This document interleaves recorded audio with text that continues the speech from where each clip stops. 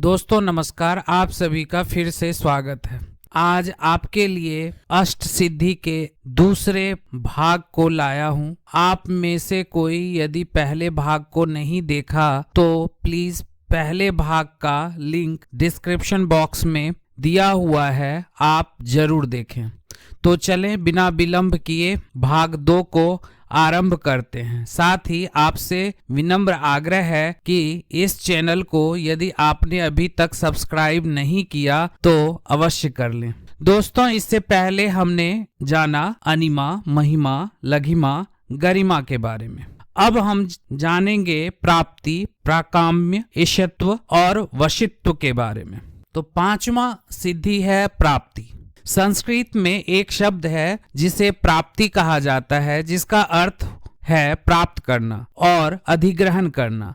प्राप्ति सिद्धि की शक्ति व्यक्ति की इच्छानुसार कुछ भी प्राप्त करने की क्षमता है। इसमें वस्तुएं, ज्ञान, आध्यात्मिक, अतिदृष्टि और यहाँ तक कि अनुभव भी शामिल हो सकते हैं। ऐसा माना जाता है कोई योगी समाधि की स्थिति में पहुंचता है तो वह प्राप्ति की शक्ति तक पहुंच सकता है और जो कुछ भी उसे चाहिए उसे प्राप्त कर सकता है। यह शक्ति योगी को वर्तमान क्षण में घटित होने वाले घटनाओं को नियंत्रित करने और प्रभावित करने की क्षमता भी देती है।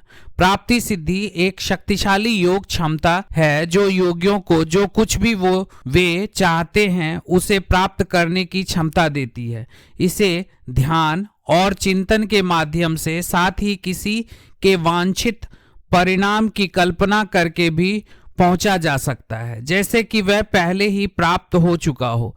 इस शक्ति का उपयोग स्वार्थी कारणों या भौतिक लाभ के लिए नहीं किया जाना चाहिए, बल्कि इसका उपयोग सभी जीवित प्राणियों के लाभ के लिए किया जाना चाहिए। ऐसा कहा जाता है कि ये सिद्धि नीम किरोड़ी बाबा में भी था। संपूर्ण इंद्रियों पर अधिकार हो जाना प्राप्ति नामक सिद्धि है। जो योगी सात्विक अहंकार को श्री कृष्ण के स्वरूप कर उसके उसी रूप में अपने चित्त को धारण करता है, वह समस्त इंद्रियों का अधिष्ठाता हो जाता है। श्री कृष्ण का चिंतन करने वाला भक्त सहज ही प्राप्ति नामक दुर्लभ सिद्धि प्राप्त कर लेता है, जैसा कि भागवत पुराण में कहा गया है।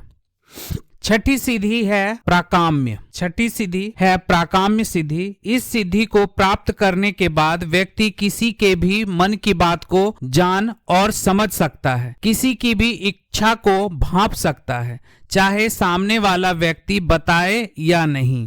प्राकाम्य सिद्धि आज के समय अनुसार ये देखा जाता है कि बाबा बागेश्वर इस चीज को करते हुए दिखते हैं। कोई भी रूप धारण कर लेने की क्षमता प्राकाम्य सिद्धि की प्राप्ति है। इसके सिद्ध हो जाने पर मन के विचार आपके अनुरूप परिवर्तित होने लगते हैं और इस सिद्धि में साधक अत्यंत शक्तिशाली शक्ति का अनुभव करता है। इस सिद्धि को पाने के बाद मनुष्य जिस वस्तु की इच्छा करता है उसे पाने में कामयाब रहता है। व्यक्ति चाहे तो आसमान में उड़ सकता है और यदि चाहे तो पानी में चल सकता है। साधक के इच्छानुसार सभी भागों को प्राप्त हो जाना प्राकाम्य नामक सिद्धि कही गई है। जो पुरुष महत्वाभिमानी सूत्रात्मा श्री कृष्ण में अपना चित्त स्थिर करता है उसके प्राकाम्य नामक सिद्धि प्राप्त होती है, जैसा कि भागवत पुराण में कहा गया है। अब 7वां सिद्धि है ईशत्व। इस सिद्धि के मदद से हनुमान जी को दैवीय शक्तियां प्राप्त हुई है। प्रभुता की शक्ति एक सिद्धि है जो किसी को हर चीज पर पूर्ण नियंत्रण देती है। ईशत्व सिद्धि सबसे शक्तिशाली सिद्धियों में से एक है जो व्यक्ति को प्रकृति के नियम को पार करने और अन्य सभी सिद्धियों पर प्रभुत्व रखने की अनुमति देती है।